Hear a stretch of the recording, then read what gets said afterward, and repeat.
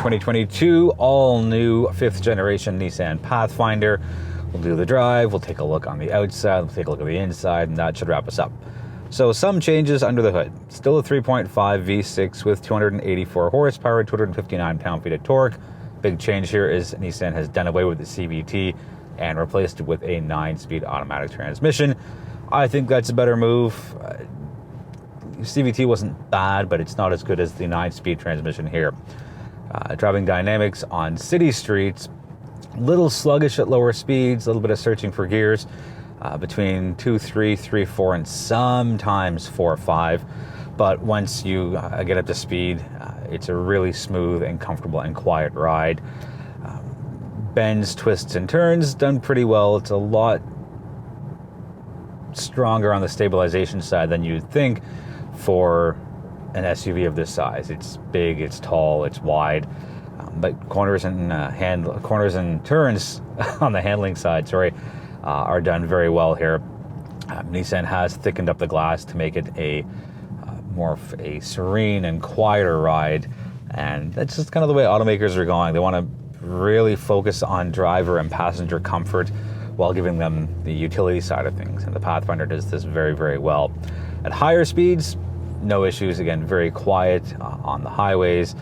If you're cracking maybe 80 kilometers, 90 kilometers an hour on some of the back roads or the country roads, Pathfinder does it very, very well.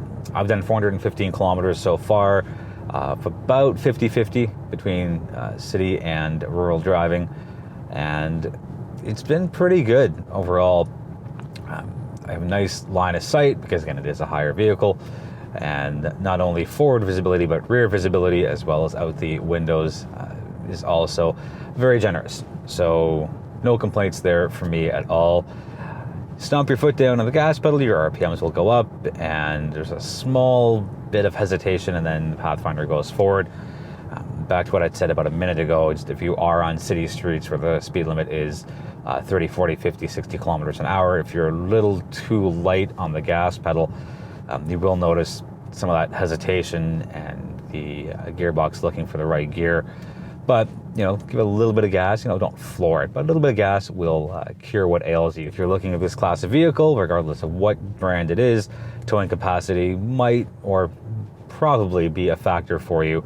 So with the way this is spec'd as the top trim Platinum, you can tow up to 6,000 pounds, which is a pretty generous amount. So whether that's a trailer or a small boat or whatever you have, that is, again, under 6,000 pounds, the Pathfinder can definitely do that for you. Fuel consumption figures are on the screen, both in liters per 100 kilometers and miles per gallon, because YouTube tells me I have a fair amount of American viewers. So there you go, guys and gals. 70-liter fuel tank of regular 87 octane. On my little over 400 kilometers, I'm at 10.8 as an average, and again, that's a blend of almost 50-50 city driving and highway driving. So not too bad for a vehicle of this size. If I'd change anything as far as the drive goes on the Pathfinder, I would have liked to have seen a little more power. Not a lot, just it felt, again, a little sluggish on some of the lower speeds. So even if they bumped it to maybe 310, 320 on the horsepower side, even an even 300. But what I really wanted to see, what I really would have liked to have seen, is a big boost on the torque side. If you are towing, not that the Pathfinder is not capable of doing it, I'm sure it absolutely is, but just having that extra torque to kind of get you off the line and kind of get you started with a little more of a boost. Taking a look outside, it's a much more squared off look. It's a lot more of an aggressive look. Definitely has inspiration from the all-new Nissan Rogue, which was out, I believe, this time last year. So, yeah, very pronounced here. Definitely stands out in its class. LEDs up front. I wish there were LED turn signals, though. I think that's a miss for Nissan. And they did this on the Rogue as well in the top trim. And yeah, just if you're gonna go all out and completely redo a vehicle and make it look this good, to me, it's just all in the details, and just having that LED, or having those LED turn signals I think would have finished the look. Aside from that, it casts a really nice profile. Pathfinder in big letters right across the entire tailgate. Lots of cargo space in here. So with everything down, we are at 2,280 liters of cargo space.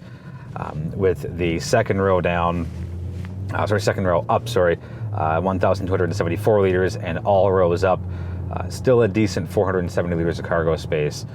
So not too bad. Lots of functionality here. I will mention as I transition to the interior of the vehicle is that this specific trim, the top trim Platinum, and I believe the SL Premium, which is second from the top, has 7 seats. So captain's chairs in the middle and 3 in the back. So it's 2, 2, and 3, as opposed to the SV and SL, which are a 2-3-3 configuration with bench seats in the middle. And with the captain's chairs, you get this nice little storage console between the 2 seats. So definitely functional there. Third row, a little cramped, but that's the case for any 3-row crossover. Good in a pinch, but not for a long haul for humans sitting back there. Second row, really, really comfortable. This does have a large panoramic sunroof, so lots of light coming in for the first and second rows. A little bit of the third, and up front, lots of comfort to be had here. I really like the seats. Nissan seats, I think, are underrated and sadly overlooked a lot of the time. It's one of my favorite seats in the non-luxury industry. They're just so comfortable and supportive. They look good, they feel good. Looking at the instrument panel, if it looks just like the one from the Nissan Rogue, you would be right. It's the full digital dash, and you can configure it a couple of different ways. I think it's a good thing. I like the way it looks, and with Nissan investing so much time and effort and money into redoing the Rogue and then redoing the Pathfinder, they're going to have a consistent design language thing here as well.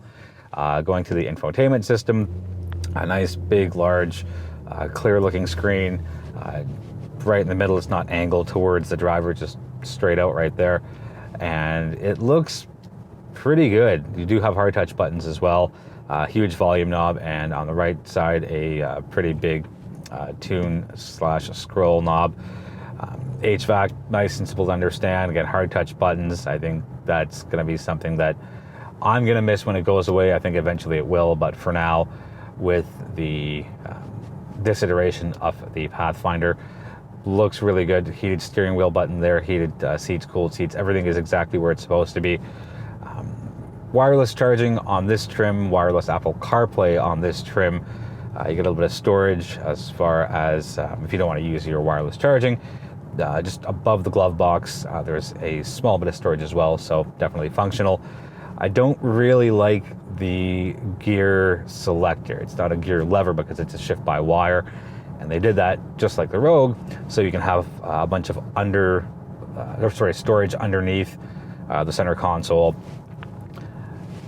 It wouldn't be a deal breaker for me. I'm not a big fan of it, so it's more of an irk for me. You do have 7 drive modes, controlled by a dial. I don't think many of them are going to be used. I think most people will live in normal, and then when winter hits in Canada, we'll go to the snow mode. But the mud and ruts and sport, I guess the trailer mode will be used fairly frequently if you are doing a lot of towing. Overall, nice, wide vehicle. Lots of luxuries here, even though it's not a luxury vehicle. Just the way the fit and finishes, the seats, the look, the feel, full marks on the interior, and again, lots of technology. Let's quickly wrap things up by looking at what's happening on the world of safety. So lots of standard safety regardless of what trim of the Pathfinder you get. So intelligent emergency braking, rear cross traffic alert, blind spot monitoring, forward collision warning, lane keep assist, high beam assist, and the higher up you go, the more you'll get. So again, I feel like a broken record, but on the top trim Platinum, you do get Nissan's Pro Pilot, which is this nice little blue button on the right side of the steering wheel, and that's the enhancement in Nissan's kind of top tier safety system. So works well, and I hope it gets included on every single model sooner or later. I'm thinking the next 5-6 years, just that's the way the industry is trending. One last thing is, if you go on the Nissan website, and I'll put the link in the description, they have this cool page under the Pathfinder platform where you can click a button and it shows you what the original Pathfinder looks like versus the 2022 all-new one. And it's the same setting with the same actors, just they're dressed differently. very time period specific, but it shows, again, what the original Pathfinder looked like back in '87, and it's just a cool, smart, really forward-thinking piece of marketing that Nissan's done. And just looking at the dashboard, back in '87, the Pathfinder was available with a manual transmission, and just seeing the boot casing and just how different it looks. That's going to wrap it up for the 2022 Nissan Pathfinder. If you've got any questions on the vehicle, let me know in the comments, and I will do my best to get you answers as soon as possible. Thank you so much for watching. I really do appreciate the support, and feel free to subscribe if you haven't already, and feel free to tell somebody about the channel who you think might be interested in what it is that I do. Until I see you next time, and again, I really do appreciate the support. Let me take my glasses off, let me stop the car. Be well, be healthy, be safe.